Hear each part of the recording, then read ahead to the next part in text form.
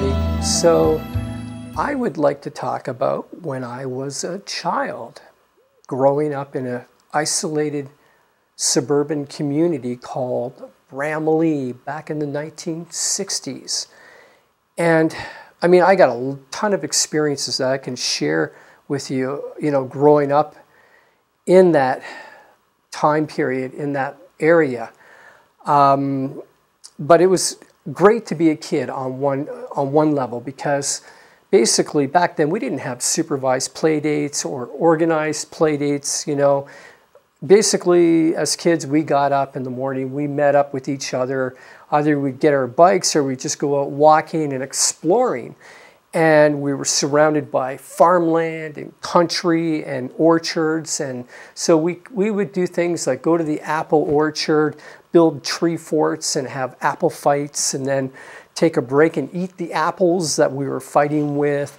Or we would find an abandoned school and pretend it's haunted, or like an old schoolhouse, or an abandoned barn and where there was hay stacks, and we'd jump off the second level into the hay.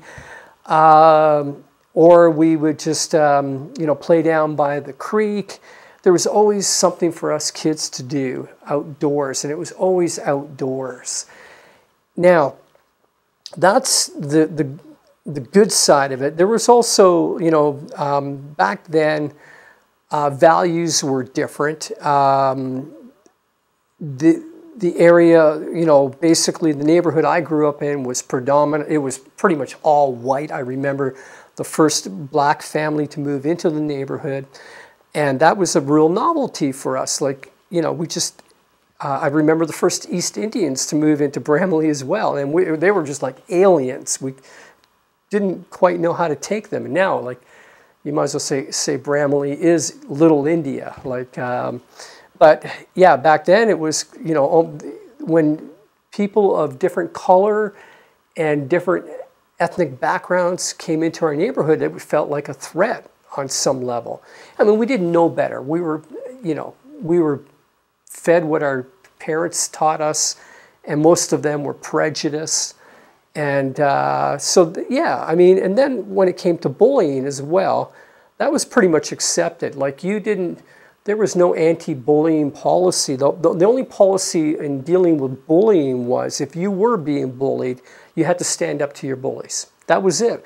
And I was bullied as a child. At a very young age, for some reason or another, the kids on my street decided to turn against me. So when I'd walk outside after dinner or something, they would ambush me and beat me. And I don't know why they suddenly turned on me, but they did. And I remember one evening coming home and crying to my father for help. And he's fought in the Second World War, right? Tough guy. And he's sitting in his chair having a cigarette, drinking a whiskey. And he looks at me and he says, "Son, sometimes you got to stand up and fight your own battles." And I'm like scared shitless here. I'm just a little kid and I don't know how to deal with the situation. But hey, my dad says I got to go out and stand up and fight my own battles. That's what I got to go do. So that's what I did. I went out, stood up to them, got into a fight with one of them. I don't remember who won the fight. Doesn't really matter. After that, I didn't get bullied anymore. And that's basically, that was the law of the jungle back then.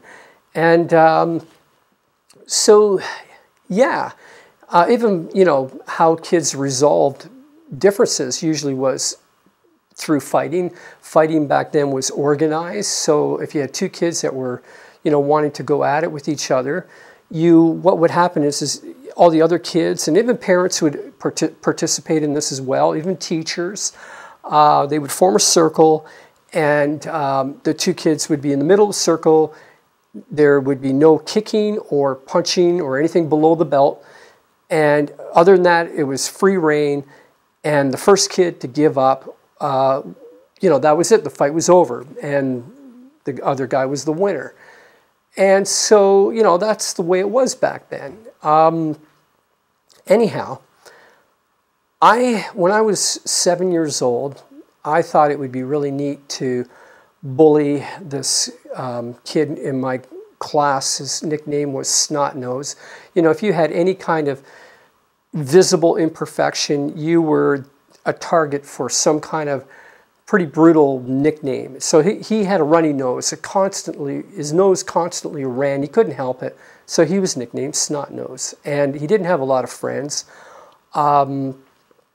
And I thought it'd be really funny if it was raining one day, we're all heading home after school, and I thought it'd be really funny to trip him in the mud and kick mud in his face. And so I did that. All the other kids were laughing with me and cheering me on, and I felt so cool until I went home that night and it really sank in what I did. And I realized how horrible it was and how that poor kid must have felt. And I actually started to cry. I really just broke down and started crying. And the next day when I went to school, I made up with the kid. I apologized for what I did, and I became his friend. And after that, I didn't bully anymore. And in fact, I always sided with the underdog in the classroom or at my school. And so as time went on, also what was pretty common back then, because, you know, we were also, you know, there was a lot of wildlife around, like small rodents and stuff. It was pretty common for us kids to catch whatever we could catch and torture it and then kill it. Like, you know, mice, rats, muskrats, frogs, and fish, you know. And we did some really horrible things to these poor little creatures. And I guess I was around 10 years old at the time. And it dawned on me, it's just like my eyes were opened and I could see that these creatures were not enjoying what we were inflicting on them. And this was wrong. This was morally wrong. So at that point, I decided to take a stand against it. I actually became an animal rights activist. And whenever I saw any of my peers mistreating animals, I would confront them. And so I was nicknamed Nature Lover, and I started to get bullied because of that. But I didn't retaliate. I just took the bullying, and I actually went in the other direction. Rather than caving into pressure, I became more radical in my own points of view. And back then, what was popular was the hippie movement. I kind of admired it at the time, but, you know, the hippies were older than I was. And so I decided that I wanted to become a hippie too, because they believed in peace and love, and they had this wonderful idea of how the world should be. I mean, there was a dark side to the hippie movement too. They were heavy drug users and sexually promiscuous, and all sorts of other crazy activity was going on. I mean, the movement was not sustainable because of the other stuff, but they had some, you know, really cool ideas that I gravitated towards as a young boy. And so I started dressing like a hippie, going to school with bell bottoms and a psychedelic shirt and a headband. And I got to the point where I was refusing to wear shoes to school in the warmer part of the season, not in the winter time. And at first, you know, I'd be sent back home, but I refused to wear shoes, and the school actually just gave up trying to make me wear shoes. So I went to school barefoot with my bell bottoms on, and, you know, and my hippie ideas. I refused to participate in any sports at school because it was competitive. And so here I am, a nature lover, and believing in love and peace and not believing in competition and all of this stuff. And all the other kids my age were like, you know, they had brush cuts and playing hockey, and they were into sports, and totally different headspace altogether. So they obviously grouped together against me. And on a daily basis, I was bullied for morning on the way to school, morning recess, lunchtime, afternoon recess, after school, constantly being bullied. And I took it. I believed in being a pacifist and not retaliating. And I took it day in and day out until one day, and I guess I must have been, I was 11 years old at that time. It was during recess, and I was surrounded by a group of bullies, and they were just, they weren't beating me up, but they were calling me names, pushing me around, and I snapped. With bullies, you have what is like a hierarchy. You got the top of the pack. There's usually a couple of guys, one guy or two guys at the top there that kind of, everybody else just follows along, right? So I challenged one of the top guys to a fight after school. And so after school, we met outside for a fight. And yeah, you formed the circle, and we were in the center of the circle.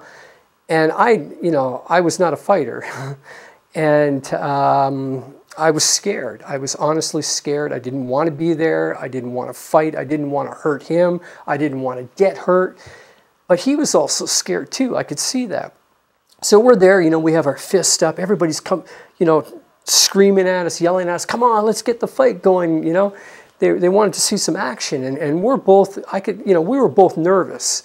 But, we couldn't get out of this. There was no way. So one of us had to, make the first move. And I don't know who it was. I don't remember. But at some point, we engaged. And, the fists start going and everything. And at that point, it was a blur. I don't know who was winning or what. It doesn't really matter. What happened was, this was in the wintertime. There was an ice patch. And the guy slipped on the ice and bashed his head. And he just started crying like a baby. And then he left and went home. And I was the victor. I mean, I was the winner. And as far as everybody could see was that I beat this guy. So after that, I didn't get bullied anymore. And in fact, I was getting a lot of respect. I was still the same person, dressing like a hippie and everything. But yet now, nobody was calling me names or, giving me a hard time at recess. And that was kind of that actually had an interesting effect on me because, I realized that just being a pacifist, and taking the bullying was not going to get you anywhere. It would just never end. At some point, you'd have to stand up to your bullies. And if necessary, you have to fight. But that changed something inside of me as well. And so as I entered into my teenage years, I became more aggressive. And not a bully. I'd never bullied anybody weaker than me, or picked on anybody that, was an underdog. Nothing like that.